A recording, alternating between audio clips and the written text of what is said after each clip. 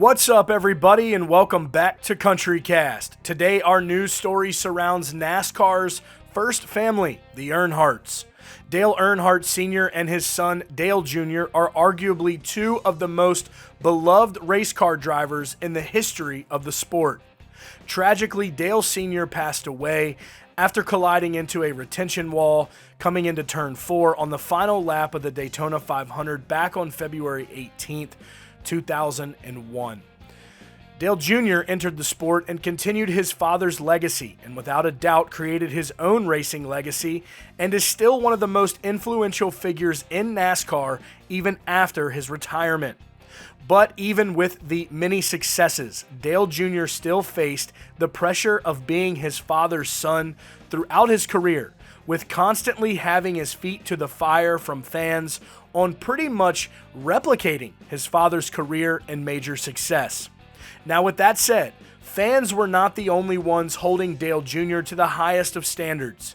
Dale Sr. also expected a lot from his son.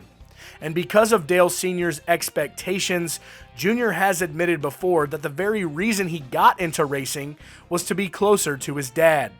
Young Dale Jr. felt as though he never really had a close relationship with his father because of how invested Dale Sr. was to the sport, missing critical moments in Jr.'s life to race. Which brings us to our topic of discussion for today. Dale Jr. and Ty Norris, who was the former executive vice president of motorsports at Dale Earnhardt Incorporated, they recently shared a very candid story about an interaction that he had with his father, Dale Sr., in the very beginning of his racing career.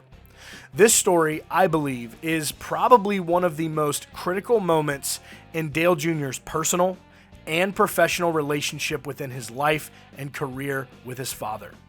Jr. shared the story on his podcast known as the Dale Jr. Download, where he explained that back in 1997, before he was racing NASCAR full-time and only racing what used to be known as the Busch Series, he had a bad race day this one afternoon after wrecking his number 31 Wrangler car during a practice run before the qualifications.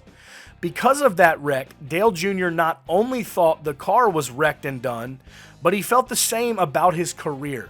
So, Jr. went home and decided to just hang out and have some drinks and smokes with his buddies. But what Jr. didn't know is that his team had actually taken his wrecked car to the shop to get it back in racing order. Unfortunately for him, Dale Sr. did know about this, and he went to let Jr. know, but let's just say this is when it turned a little ugly.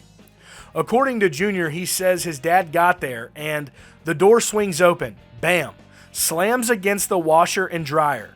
Dad comes walking in, he looks over at my buddies and goes, "Get your fucking shoes on and get off my property."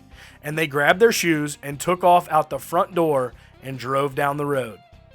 Ty Norris, who was also present for this interaction between the two, jumped in at this part. Now, he also jumps in at this part of the conversation as well and explained that Sr. eventually told Jr. that his car was being worked on, which is what Sr. went there to do in the first place. But seeing Jr. hanging out and drinking, that's what made Dale Earnhardt Sr. mad.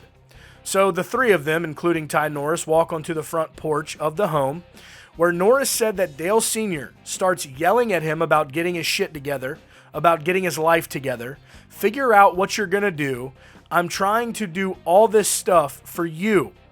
Norris continued and added that at this moment is when Jr. stepped in and stepped up to his father to stand his ground. Norris said that Jr.'s response to his father was, "I ain't been a pimple on your ass for the last 10 years. And all of a sudden, you're going to come over here and start telling me all this stuff all of a sudden like it meant something." Now, after Norris told the story, Jr. said it was one of the greatest conversations that he and his dad ever had. It was the first conversation, like first real talk we had.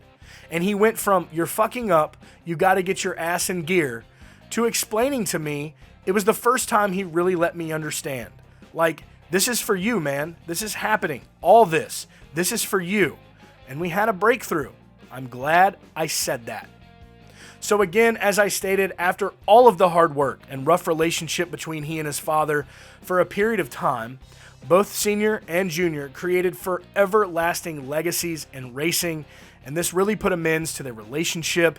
It's just always interesting to hear stories and perspectives from the ones that we look up to and the ones that we're invested in on these main stages in the entertainment stratosphere, and to hear about their trade and how they got into it and what made them better at it and better as a person. So guys, we would love to know your thoughts on this down below in the comments, but that will be it for today's video.